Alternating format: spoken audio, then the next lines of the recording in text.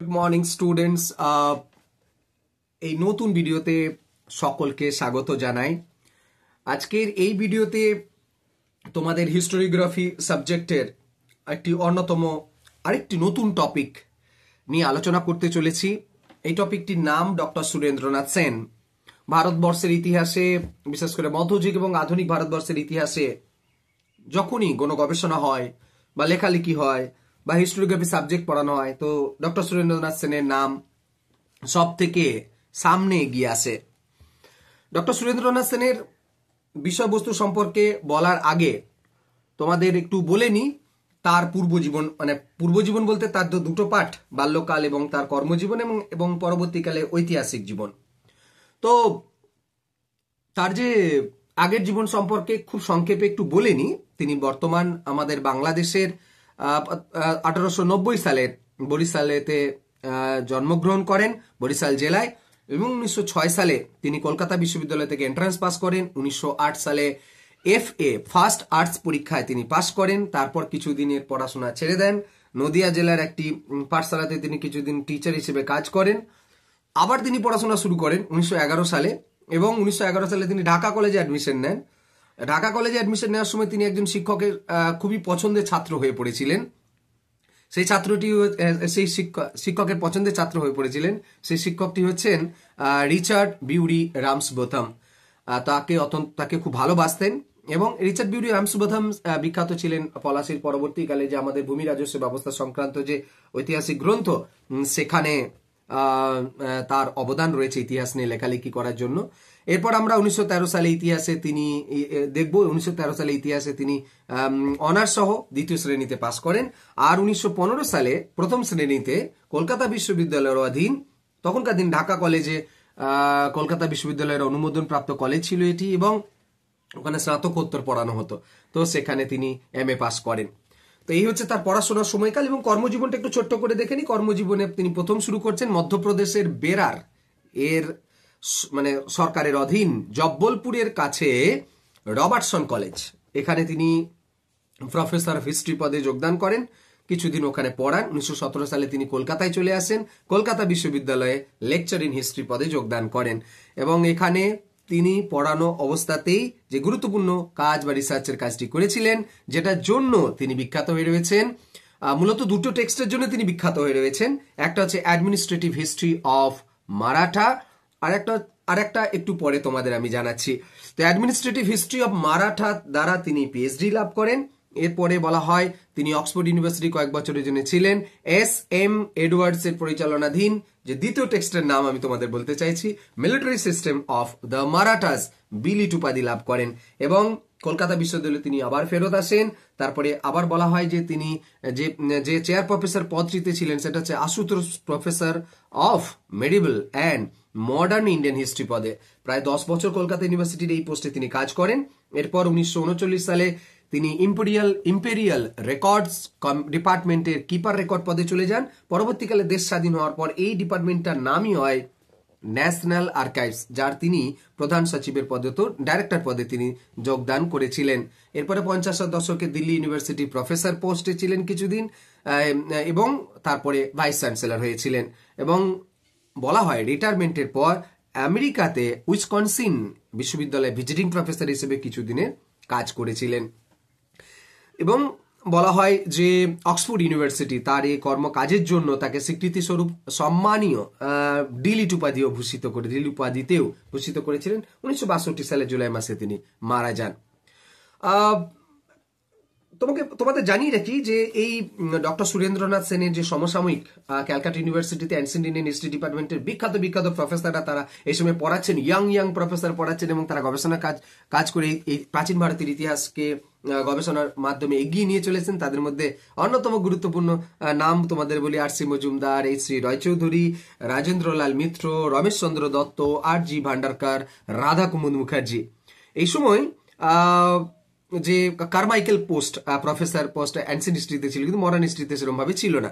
তো বলা হয়ে থাকে যে আধুনিক ভারতবর্ষের স্যার আশুতোষ ওই সময় তো আমাদের বিশের দশকের অন্যতম ভারতবর্ষ বিশের দশক বলতে মানে আমাদের আধুনিক ভারতবর্ষের যদি শ্রেষ্ঠ শিক্ষাবিদ বলা হয়ে থাকে সে আশুতোষ মুখোপাধ্যায় স্যার এই নিজ উদ্যোগে তখন এই পোস্ট আর ভান্ডারকার কে আর কারমাইকেল প্রফেসর পদে সেখানে যোগদান করিয়েছিলেন। যাই হোক, তো এই ডক্টর সুরেন্দ্রনাথ সেনের যারা পূর্বসূরি ছিলেন তারা হলেন গ্র্যান্ডাফ, রানাডে এবং স্যার যদুনাথ সরকার। তো বুঝতেই পারছো কোন সময়কালের তিনি মানুষ ছিলেন এবং তিনি কাদেরকে পেয়েছিলেন। তো তার যে গবেষণার মূল যে আগ্রহ, যখন তিনি ক্যালকাটা ইউনিভার্সিটিতে পড়াচ্ছেন, তার আগ্রহ মারাঠাদের ইতিহাস নিয়ে, অর্থাৎ অরঙ্গজেব উত্তর পর্বের ইতিহাস নিয়ে তার বিশেষ আগ্রহ। এবং বলা হয়ে থাকে যে তিনি স্বদেশী আন্দোলনের দ্বারা ভীষণভাবে উদ্দীপিত হয়েছিলেন, কারণ আমরা জানি বরিশালেতে বঙ্গভঙ্গ আন্দোলনে একটা বিরাট প্রভাব পড়েছিল এবং হতে পারে ওখান থেকে মারাঠাদের প্রতি মারাঠাদের যে ভূমিকা ভারতবর্ষের ইতিহাসে তা সেই নিয়ে তার গবেষণার আগ্রহ, স্বদেশী আন্দোলন এবং স্বদেশের প্রতি তার আগ্রহ, সেখান থেকেই হয়তো তার আগ্রহ, গবেষণা করার আগ্রহ জন্মায়। এবার আসি যে হিস্টোগ্রাফিতে যে গুরুত্বপূর্ণ অংশটা তোমাদের মনে রাখতে হবে, সেটা হচ্ছে যে গবেষণা কিভাবে তিনি করেছিলেন। তিনি গবেষণা গতানুগতিক ধারাতে পছন্দ করেননি। তিনি চাইছিলেন যে তিনি আকর গ্রন্থগুলি পড়াশোনা করবেন, জানবেন, পুঙ্খানুপুঙ্খ পরীক্ষা করবেন, তারপরে তিনি লেখালেখি শুরু করেছিলেন। এবং যথাযথ কারণ তিনি জানতেন যে এইভাবেই যথাযথ ঘটনাবলী যথাযথ এবং সত্যানুগ ব্যাখ্যা দেওয়া সম্ভব। তাই তিনি খুব যত্নের সঙ্গে 3টি ভাষা শিখছেন, মারাঠা, ফার্সি এবং পর্তুগিজ ভাষা। আর আমরা তোমাদের এখানে বলে রাখি যে তিনি ইংরেজিতে অত্যন্ত খুব ভালো জ্ঞান তার ছিল। প্রথমের দিকে তিনি 2টো টেক্সট এই ট্রান্সলেশন ওয়ার্ক হিসেবে করেছিলেন। একটা হচ্ছে যে সভাসাদ বাখরের, যাকে শিব ছত্রপতি বলা, তার ইংরেজি অনুবাদ করেছিলেন, এবং আরেকটা করেছিলেন ফরেন বায়োগ্রাফিস অফ শিবাজি। এই 2টো টেক্সটের মাধ্যমে তিনি তার যে শিবাজি বা মারাঠাদের প্রতি আগ্রহ রয়েছে এটা তিনি প্রমাণ করে দিয়েছিলেন। তো আমরা আসি যে প্রথম যে গুরুত্বপূর্ণ বই, তার যে অবদান ভারতবর্ষের ইতিহাসে, প্রথম গুরুত্বপূর্ণ বই, তার নাম administrative system of the Marathas. এই অ্যাডমিনিস্ট্রেটিভ সিস্টেম অফ মারাঠা গ্রন্থে তিনি যে বিষয়গুলিকে তুলে আনলেন আমাদের সামনে, সেটা হচ্ছে যে মারাঠারা নিছক একটি লুটেরা সম্প্রদায় ছিল না। মারাঠারা তাদের নিজস্ব কৃতিত্বের দ্বারা সামরিক, রাজনৈতিক, ঐতিহ্যগত তারা যে একটা প্রশাসন গড়ে তুলতে পারেন তার প্রমাণ তারা দেখিয়েছিলেন। এই গ্রন্থের মাধ্যমে আমরা সেই বিষয়বস্তুটি জানতে পারি। কারণ আমরা জানি যে ওই সময় ইংরেজদের সময়কালে ইংরেজরা মারাঠাদের সম্পর্কে একটা অন্য ধরনের ধারণা তাদের মধ্যে ছিল, তারা লুটেরা সম্প্রদায়, এরকম ব্যাপারটা, এটা তিনি ইংরেজদের কাছে নাকি একটা বরাবরই বলা যেতে পারে চ্যালেঞ্জ ছুড়ে দিয়েছিলেন। যার জন্য তো এতদিন হয়ে যাওয়ার পরও মারাঠাদের ইতিহাস নিয়ে যারা গবেষণা করবেন তার যে তত্ত্ব তিনি দিয়েছিলেন এটাকে কেউ অস্বীকার করতে পারেন না। দ্বিতীয় টেক্সট, তার নাম military system of the Maratha. এই অ্যাডমিনিস্ট্রেটিভ সিস্টেম অব দ্য মারাঠাদের থেকেও নাকি অত্যন্ত গুরুত্বপূর্ণ ছিল এই গ্রন্থ। একজন লেখক হিসেবে তিনি যে কাজটা করেছিলেন সেটা হচ্ছে যে আকর গ্রন্থগুলির বা উপাদানগুলির উপর তিনি জোর দিয়েছিলেন এবং রাজনৈতিক, সামাজিক এবং সামরিক প্রভৃতি নেতাদের ভুলভ্রান্তি, প্রতিবন্ধকতা, তিনি অনেক ধরনের বক্তব্য এটা করতে পারেন। কিন্তু ধরো আমি বলছি যে একজন সমর বিভাগের ইতিহাস তিনি লিখছেন, কারণ মিলিটারি সিস্টেম লিখছেন, সেখানে হয়তো তিনি তো মিলিটারি সিস্টেমের ঐতিহাসিক ছিলেন না, কিন্তু তিনি জানতেন যে এই ধরনের যে আগের কথাগুলি বললাম এই ধরনের বিষয় তার মধ্যে আসবে, মানে অ্যালিগেশন আসবে, কিন্তু তিনি সে সমস্ত কিছুকে সরিয়ে দিয়ে তিনি সামরিক ইতিহাসকে মানে সমর বিজ্ঞানের যে রহস্য, সেই রহস্যকে গভীরে গিয়ে প্রবেশ করতে চেয়েছিলেন এবং সামরিক ইতিহাসের ওপরে যত ইংরেজি বই ছিল সেই সময়কালে তিনি পড়াশোনা করেছিলেন। এছাড়া বলা হয় যে উপদ্বীপের যুদ্ধে সংক্রান্ত বই তিনি পড়েছিলেন। এছাড়া তিনি স্পেন, পর্তুগালে কয়েকবার ভ্রমণে গিয়েছেন, মানে ওখানে বিশেষ করে পর্তুগালে বিভিন্ন মাহফেজখানা ঘুরেছেন, সেখান থেকে ডাটা কালেক্ট করেছেন, তারপর তিনি এই গ্রন্থ লিখতে শুরু করেছিলেন। তাই এখানে একটা গুরুত্বপূর্ণ জিনিস মনে রাখবে যে ইতিহাস লেখার সময় মানে তথ্য সংগ্রহ করা এবং নিজে ভিজিট করেছেন, ওখানে দেখেছেন জায়গাগুলি, তারপর তিনি গ্রন্থ রচনা করতে শুরু করেছেন। তার ফলে তার ফলও তো তিনি পেয়েছিলেন। বলা হয় থেকে অ্যাডমিনিস্ট্রেটিভ সিস্টেমের থেকে মারাঠা মানে মিলিটারি সিস্টেমটা অনেক বেশি জনপ্রিয় হয়েছিল এবং অনেক তথ্যপূর্ণ ইতিহাস আমরা পেয়েছিলাম। বলা হয়ে থাকে যে জীবনের শেষ পর্যায়ে মারাঠাদের ইতিহাস নিয়ে তিনি আর কোনো গ্রন্থ রচনা করেননি, যদিও কিছু ছোট ছোট বিষয় তার লেখার মধ্যে এসেছিল অন্য যেমন studies in Indian history, of the main track, early career of Kanhoji Angria. এছাড়া তিনি আমরা তার যে অন্যান্য কাজ সম্পর্কে যদি দেখি, তিনি অনেক প্রশাসনিক পদে ছিলেন। যেমন এডুকেশনের দিক দিয়ে তার 1938 সালে আমরা এলাহাবাদ কংগ্রেসের অধিবেশন, মানে হিস্ট্রি কংগ্রেসের অধিবেশনে মধ্যযুগ এবং রাজপুতদের ইতিহাস শাখা তিনি সভাপতিত্ব করেছিলেন। এছাড়া তার 6 বছর পর মাদ্রাজ অধিবেশন হয়েছিল, সেখানে জাতীয় কংগ্রেসের তিনি জাতীয় কংগ্রেসের সভাপতি দায়িত্ব পালন করেছিলেন। এছাড়া তিনি ইন্ডিয়ান হিস্টোরিক্যাল রেকর্ড কমিশনের সচিব, যেটা আমি তোমাদের প্রথমেই বলেছিলাম। আর কম্প্রিহেনসিভ হিস্ট্রি অফ ইন্ডিয়া 12 ভলিউমে যে 9 নম্বর ভলিউমটা তিনি দায়িত্ব নিয়ে কাজ করার উদ্যোগী নিয়েছিলেন, সেটা সবটা শেষ করে যেতে পারেননি। আর তার এই সময়কালের মধ্যে, অর্থাৎ ইন্ডিয়ান ইম্পেরিয়াল রেকর্ড ডিপার্টমেন্টে যখন তার দায়িত্বে ছিলেন তিনি, তখন 159টি চিঠির নিয়ে তিনি সংকলন রচনা করেছিলেন, যেখানে আমাদের উত্তর পূর্ব ভারতবর্ষের বিভিন্ন রাজ্যগুলির যে বিস্তৃত অঞ্চলের ওপরে বাংলা ভাষা, সংস্কৃতি, প্রভাব এবং অন্যান্য অংশের ওপরে তিনি অর্থাৎ ভাষার প্রভাব নিয়ে তিনি লেখালেখি করেছিলেন। এছাড়া বলা হয়ে থাকে যে তিনি যখন মানে মাদ্রাজ ইউনিভার্সিটিতে স্যার উইলিয়াম মেয়ার লেকচার প্রদান করেছিলেন, এবং ওই লেকচারেতে তিনি একটা বিষয় নিয়ে বক্তব্য রেখেছিলেন, সেটা হচ্ছে যে ইন্ডিয়া থ্রু চাইনিজ আইস। তো এখানেতে তিনি একটা অন্য ধরনের বিষয়, যেটা তার এরিয়ার মধ্যে ছিল না, সেটা কিন্তু তিনি তুলে ধরেছিলেন। এছাড়া দিল্লি অ্যান্ড ইটস মনুমেন্টস বলে একটি শিল্প স্থাপত্যের ইতিহাসের উপরে গ্রন্থ তিনি এখানে রচনা করেছিলেন। এছাড়া আমরা দেখব যে অনেকগুলি শিশুদের জন্য পাখির কথা বলে একটি গ্রন্থ রচনা করছেন, এবং অন্যান্য যেমন ধরো 3টে বাংলা টেক্সট, যেমন পেশবাগীদের রাষ্ট্রশাসন পদ্ধতি, অশোক এবং হিন্দু গৌরবের শেষ অধ্যায়, এটাও তিনি এই সময় লিখেছিলেন। তো এটি গুরুত্বপূর্ণ দিক দিয়ে যে ডক্টর সুরেন্দ্রনাথ সেনের নাম আমরা এরপরে আমি আলোচনা করতে চলেছি, যে বিষয়টি নিয়ে সব থেকে বেশি আলোচনা তাকে নিয়ে করা হয়েছিল, সেটি হচ্ছে যে তার অন্যতম গুরুত্বপূর্ণ গ্রন্থ 1857। এই 1857-এর লেখার বিষয়বস্তুটি উত্থাপনই করেছিলেন তৎকালীন আমাদের দেশের স্বাধীন ভারতবর্ষের প্রথম শিক্ষামন্ত্রী মৌলানা আবুল কালাম আজাদ।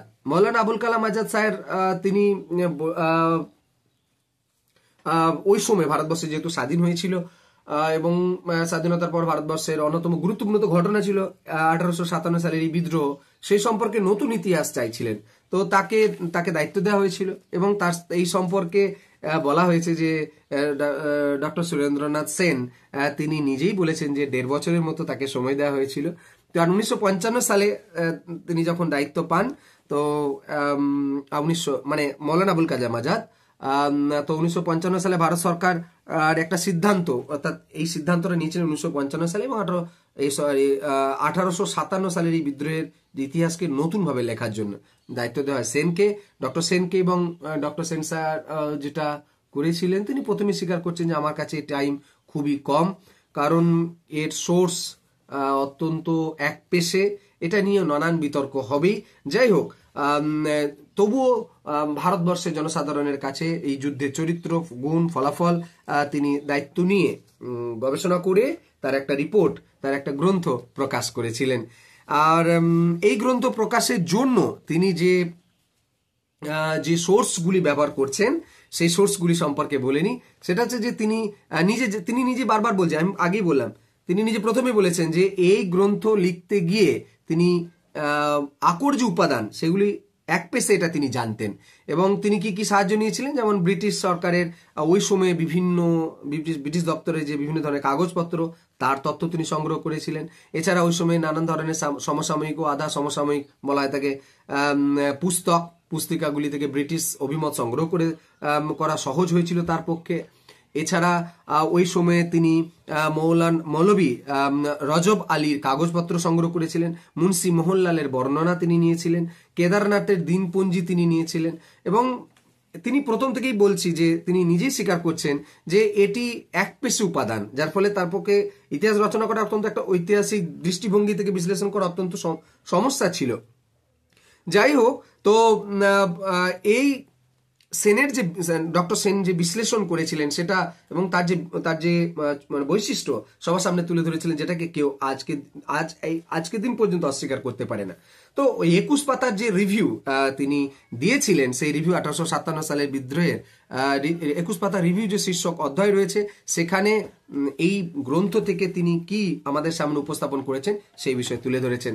তোমাদের সামনে বলি, সেটা হচ্ছে যে এই গ্রন্থে বেশ কিছু গুরুত্বপূর্ণ জিনিস উঠে এসেছিল। তিনি বলছেন যে অযোধ্যা এবং শাহাবাদ এই দুটি অঞ্চল ছাড়া ভারতবর্ষে এই বিদ্রোহ জাতি সংগ্রামের মর্যাদা তিনি দিতে চাননি বিদ্রোহকে।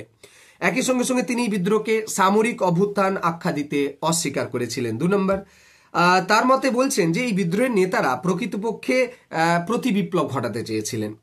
কারণ যদি তারা, তিনি এটা মন্তব্য করেছেন 1857-এ, যে যদি তারা সফল হয়ে যেতেন তাহলে হয়তো আমাদের যে দেশ সুদূর অতীতে আবার ফেরত যেত, প্রত্যাবর্তন করত। এখানে বলা হয়েছে যে যখন একজন সাধারণ মানুষ, এমন একটা সময়, এই কারণেই যুদ্ধের কথা বলা হচ্ছে, যে বলছে যখন একজন সাধারণ মানুষ অভিজাতদের সঙ্গে সমান বিচার আশা করতে পারত না, যখন প্রজারা তালুকদারদের উপরে নির্ভরশীল ছিল এবং যখন চুরির শাস্তি ছিল অঙ্গচ্ছেদন, এই ধরনের মূল্যায়ন ভাবাবেগপূর্ণ তত্ত্বের পক্ষে উপযোগী নয়, যে তত্ত্বে 1857 সালের বিদ্রোহের সকল নেতাকেই স্বাধীনতা সংগ্রামীর মর্যাদায় উন্নীত করা হয়।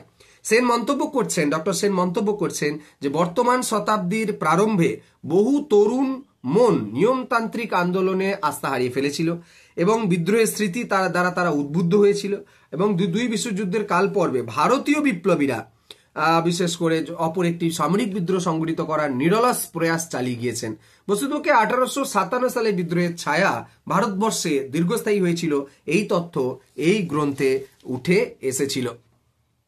তো বলা হয় যে তিনি যে ধরনের তত্ত্ব আমাদের সামনে তুলে ধরলেন, এই তত্ত্বকে আজ পর্যন্ত এমনকি মৌলানা আবুল কালাম আজাদ স্যার পর্যন্ত স্বীকার করেছেন যে তিনি না কাউকে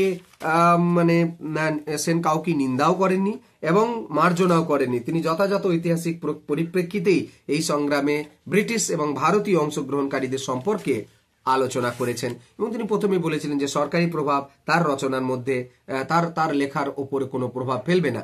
তো তারপরে ডক্টর সেন এই গ্রন্থ লিখতে শুরু করেছিলেন। উপসংহারে আমরা ডক্টর সুরেন্দ্রনাথ সেন এর মন্তব্য আমরা উপসংহারে কি বলতে পারি? ডক্টর সুরেন্দ্রনাথ সেন সম্পর্কে এটাই বলতে পারি, এই তিনি তার তো দু ধরনের জীবনের কথা বলা যায়। একটা হচ্ছে তিনি ঐতিহাসিক হিসেবে একটা প্রশাসনের বিভিন্ন দায়িত্ব তিনি পালন করেছিলেন, তবে ঐতিহাসিক হিসেবে তার যে অবদান ভারতবর্ষের ইতিহাসে সব থেকে বেশি।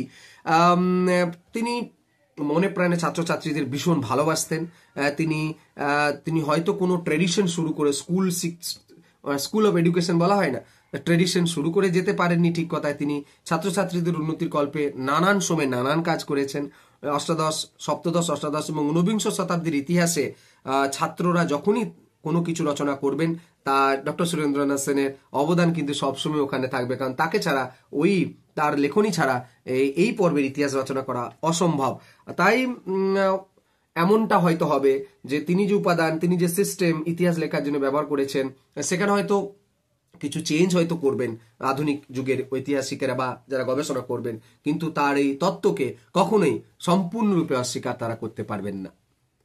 তো এটা হচ্ছে ডক্টর সুরেন্দ্রনাথ সেনের সম্পর্কে বিশেষ বক্তব্য। তোমাদের জানি না কতটা তোমাদের বুঝতে সুবিধা হলো। তো তোমরা টেক্সট বই পড়বে সুরেন্দ্রনাথ সেন সম্পর্কে।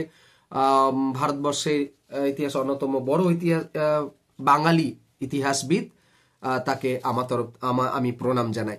সকলে ভালো থেকো, দেখা হবে নতুন ভিডিওতে।